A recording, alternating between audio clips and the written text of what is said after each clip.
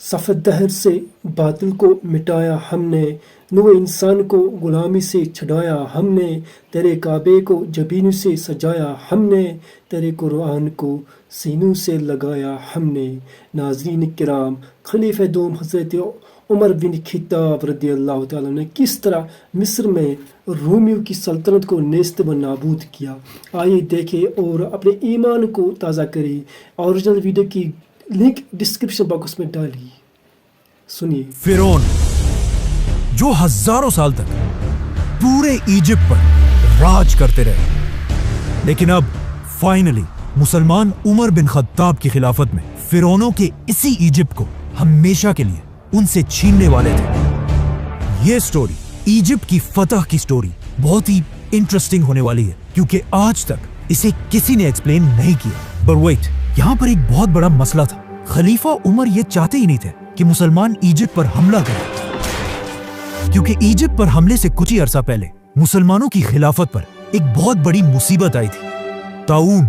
ये एक ऐसी बीमारी थी जिसने मुसलमानों की फौज के 25,000 सोल्जर्स को शहीद कर दिया था। और सिर्फ सोल्जर्स को ही नहीं, बल्कि मुसलमानों के सारे बड़े जनरल्स भी इस बीमारी से फौत हो चुके थे। जिसके बाद खलीफा उमर खुद हालात को कंट्रोल करने के लिए मदीना से मुसलमानों की आर्मी की तरफ गए, और वहां उनकी मुलाकात मुसलमानों के नए आर्मी चीफ अमर बिन आस से हुई, जिन्होंने हजरत उमर के सामने एक नया आइडिया, एक नया प्लान रखा कि अब हमें स्लो होने के बजाय फिरौनों के मुल्क इजिप्ट की तरफ जाना चाहिए। लेकिन हजरत उमर इस बारे में थोड़ा कंफ्यूज थे कि अभी अभी हमारी इतनी बड़ी फौज इस बीमारी से शहीद हो चुकी है, और बिल्कुल एक छोटी सी फौज के साथ इजिप्ट को फतह करना बहुत ही मुश्किल होगा। और हजरत उमर को इस बात का भी खतरा था कि ऐसा ना हो कि मुसलमानों की फौज इजिप्ट की तरफ चली जाए और पीछे से उन पर पर्शियन एम्पायर हमला कर दे। लेकिन आर्मी चीफ अमर बिन आस इस सब के बाद भी हजरत उमर के सामने अपने प्लान पर मजबूती से खड़े रहे कि नहीं, हमें इजिप्ट की तरफ हर हाल में जाना चाहिए। क्योंकि अमर बिन आस इस्लाम लाने से पहले मक्का के एक बहुत रिच बिजनेसमैन थे, और अपने बिजनेस की वजह से उनका बार बार इजिप्ट की तरफ आना जाना होता रहता था। तो अब उन्हें इस बात का बहुत अच्छी तरह पता था कि इजिप्ट के लोग मुसलमानों के सामने कभी खड़े नहीं हो सकते। आखिर उनके बार बार कहने पर हजरत उमर ने उनकी बात मान ली और उन्हें इजिप्ट पर हमले की इजाजत दे दी, लेकिन एक शर्त पर कि चलो तुम इजिप्ट की तरफ रवाना तो हो जाओ, लेकिन अगर मेरा इरादा बदल गया तो तुम्हें अपनी पूरी फौज के साथ वापस आना होगा। ये सुनकर अमर बिन आस ने अपनी फौज को रेडी होने का हुक्म दिया और सिर्फ 4,000 की फौज के साथ इजिप्ट के कैपिटल की तरफ रवाना हुए।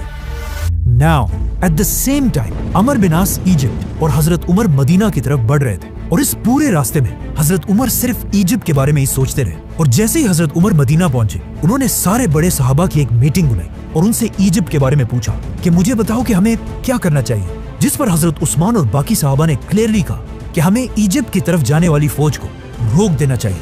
आर्मी चीफ, मिनिस्टर, सहाबा, इन सब की बातें सुनने के बाद आखिर हजरत उमर ने फैसला किया और अमर बिन आस के नाम एक लेटर भेजा, जिसमें हजरत उमर ने अपने आर्मी चीफ को क्लियर ऑर्डर दिया था कि जैसे ही तुम्हें मेरा ये खत मिले, अपनी पूरी फौज लेकर वापस आ जाओ। लेकिन अगर तुम लोग पहले ही इजिप्ट के बॉर्डर को क्रॉस कर चुके हो तो फिर अल्लाह का नाम लो और आगे बढ़ो। जैसे ही हजरत उमर का ये मैसेंजर अमर बिन आस तक पहुंचा, मुसलमान पहले ही इजिप्ट के बॉर्डर को क्रॉस कर चुके थे। लेकिन यहाँ पर स्टोरी का एक दूसरा एंगल भी कि जैसे ही हजरत उमर का मैसेंजर अमर बिन आस तक पहुंचा, मुसलमान इजिप्ट नहीं पहुंचे थे, बल्कि इजिप्ट के बॉर्डर से बिल्कुल थोड़ी सी दूरी पर थे।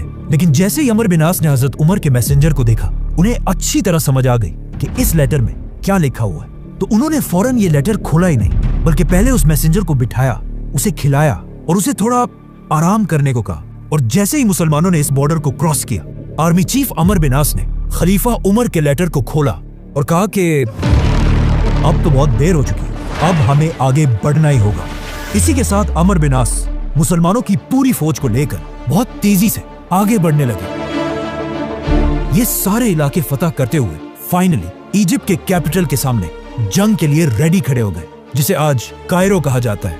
और ये कोई आम सिटी नहीं थी, बल्कि उस जमाने की दुनिया की सबसे पावरफुल सिटीज में से थी, जिस पर पिछले 600 साल से रोमन एम्पायर का राज था, और कोई भी उनसे ये सिटी नहीं छीन सका था। मुसलमानों की फौज ने सीधा आकर इस सिटी के सामने अपने टेंट्स लगाए और जंग के लिए बिल्कुल रेडी हुए, जिसे देखकर रोमन्स ने भी अपनी पूरी फौज को मुसलमानों के सामने खड़ा किया, जिसमें बच्चे, औरतें, बूढ़े सब शामिल थे। ताकि ये करने से मुसलमानों के दिलों में उनका खौफ बैठ जाए। बट वो किसको डरा रहे थे? मुसलमानों को? I don't think so.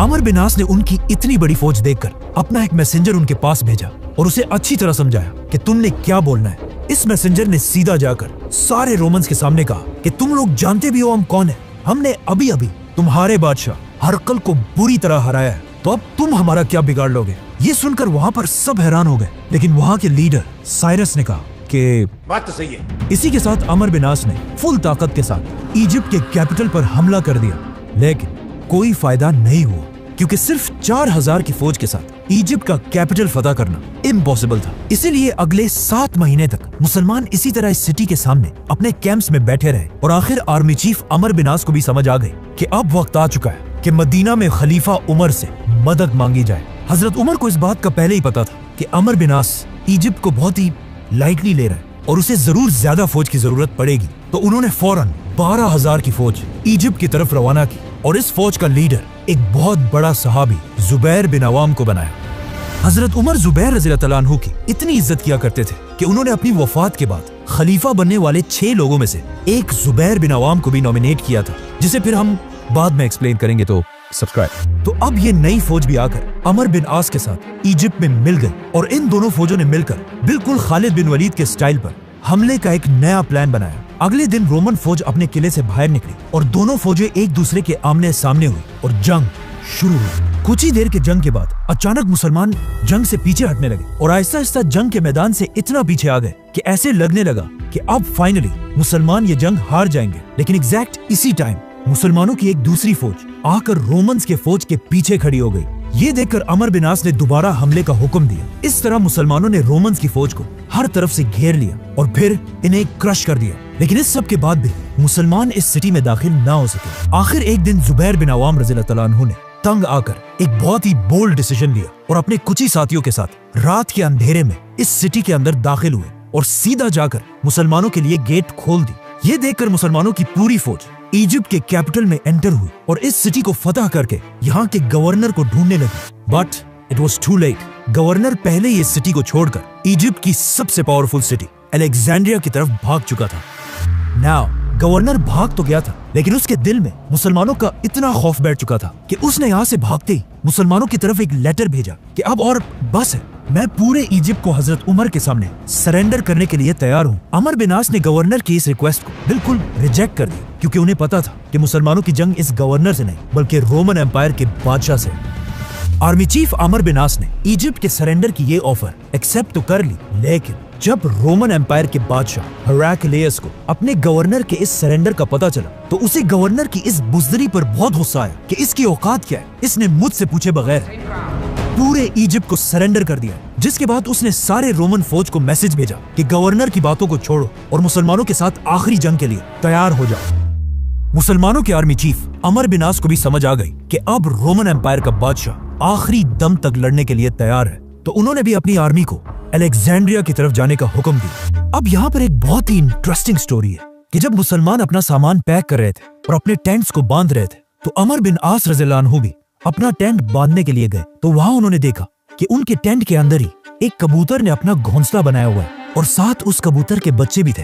तो अब अमर बिन आस ने इस कबूतर के घर को बचाने के लिए इस टेंट को यहीं पर रहने दिया। ये टेंट बहुत ही इंपॉर्टेंट है क्योंकि आने वाले वक्तों में हर मुसलमान ने इस टेंट को एक निशानी के लिए यहीं पर रहने दिया और इसी टेंट के आसपास आबाद होने लगे। नाउ अरबी में टेंट को फुस्तात कहा जाता है और आगे जाकर इसी कबूतर के टेंट की वजह से इजिप्ट के कैपिटल का नाम ही फुस्तात पड़ा, जो आज तक इजिप्ट का कैपिटल है और उसे कायरो कहा जाता है। Let's come back to the story. Romans की कुछ ही अरसे बाद मुसलमान भी इस सिटी के पास पहुंच गए और इस सिटी को देखकर बिल्कुल हैरान रह गए क्योंकि अलेक्जेंड्रिया अलेक्जेंडर द ग्रेट के नाम पर बनी एक बहुत बड़ी सिटी थी और हजरत उमर ने अपनी पूरी खिलाफत में इससे बड़ी सिटी पर कभी हमला नहीं किया था, जो दमास्कस और मदईन जैसी सिटी से भी बहुत बड़ी थी। मुसलमानों ने यहाँ पहुंचकर इस सिटी को फतह करने की बहुत कोशिश की, लेकिन मुसलमानों की सारी कोशिशें बिल्कुल फेल होती रही और अगले 6 महीने तक मुसलमान इस सिटी के दरवाजों के सामने बिल्कुल बेबस बैठे रहे और मुसलमानों के मोराल को और तोड़ने के लिए रोमन बादशाह ने एक बहुत बड़ी फौज मुसलमानों के साथ जंग के लिए तैयार की। अब फाइनली ये लग रहा था कि खलीफा उमर कभी भी इजिप्ट को फतह नहीं कर पाएंगे और मुसलमानों की फौज यहाँ से मायूस होकर वापस चली जाएगी। लेकिन अचानक यहाँ पर एक बहुत बड़ा ट्विस्ट आया और सारी सिचुएशन बिल्कुल बदल गई। अचानक रोमन एम्पायर के कैपिटल इस्तांबुल में द ग्रेट रोमन एम्पायर का आखिरी पावरफुल बादशाह हेराक्लियस 30 साल की हुकूमत के बाद मर गया, जिसके बाद उसके जवान बेटे ने आकर अपने बाप का तख्त संभाला। इस यंग बादशाह से रोमन एम्पायर की बहुत उम्मीदें थी कि ये जरूर मुसलमानों से हमारी खोई हुई ताकत को छीनेगा, लेकिन सिर्फ कुछ ही दिन तख्त पर रहने के बाद इस बादशाह की सुतेली मां ने इसे मार दिया और अपने बेटे को रोमन एम्पायर की तख्त पर बिठाया। लेकिन ये देखकर रोमन एम्पायर के जनरल्स और अवाम को बहुत सख्त गुस्सा आया, जिसके बाद यहाँ पर रोमन एम्पायर में एक बहुत बड़ी सिविल वॉर स्टार्ट हुई, जिसके बाद वो फौज जिसे हेराक्लियस ने मुसलमानों से लड़ने के लिए भेजा था उसे मजबूरन वापस जाना पड़ा। ये सिविल वॉर इतनी बड़ी कि बस सभी एक दूसरे को मारने लगे। लेकिन जब हालात थोड़े कंट्रोल हुए तो रोमन एम्पायर के तख्त पर एक नया बादशाह बैठा हुआ था। लेकिन मसला यह था कि इस नए बादशाह की एज सिर्फ और सिर्फ 11 साल थी।